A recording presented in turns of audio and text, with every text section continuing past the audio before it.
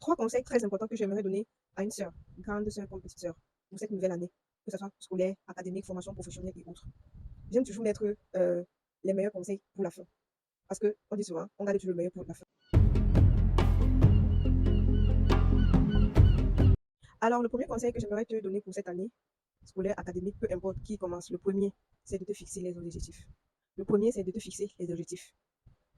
L'école commence dès le premier jour. Ce qui veut dire quoi? Dès le premier jour là, tu dois avoir tes objectifs personnels. Tu fais ton programme personnel, tu fais ton planning personnel. Et dans ce planning-là, tu vas quand même mettre les petits jours, ou les heures où tu vas te reposer, ou bien tu vas peut-être être seul sans toucher au cahier parce que c'est important. Je répète, l'école commence dès le premier jour. Donne-toi les objectifs, fais ton planning personnel et fais l'effort de respecter ton planning. Fais l'effort parce qu'un planning n'est pas mauvais. Le plus difficile, c'est de respecter. Deuxième conseil que j'aimerais donner à une soeur ou bien un frère. Voilà l'année qui commence ou bien voilà l'année qui a déjà commencé. Fais beaucoup de recherches. Aujourd'hui, on a tellement tout facilement. Je ne vais pas commencer à citer les applications ici qui peuvent vous aider à travailler, peut-être dans une prochaine vidéo. Faites des recherches. Le professeur ne donne pas tout. Le professeur donne généralement moins de 50%. Le reste là, c'est toi-même qui fais. Soit le genre d'élève qui sature. Déjà, tu as ton petit cahier, tu as un téléphone, forcément, on donne le téléphone le week-end pour refaire des recherches selon l'éducation que ton parent te donne. Ou s'il y a un ordinateur à la maison, il y a Internet, fais beaucoup de recherches. Et si tu as une difficulté sur une matière ou autre, fais des recherches. Et après, prépare ton questionnaire. Tu vas voir un professeur. Tu vas voir.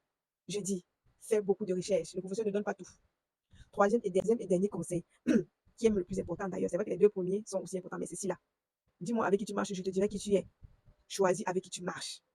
Prends une semaine ou 2 semaines. Observe la classe. Observe le comportement de chacun. Lorsque tu as ciblé quelqu'un de posé ou bien qui te ressemble un peu, colle l'amitié là-bas. Et si tu vois que la personne est caméléon, quitte. Je dis, la compagnie est très importante.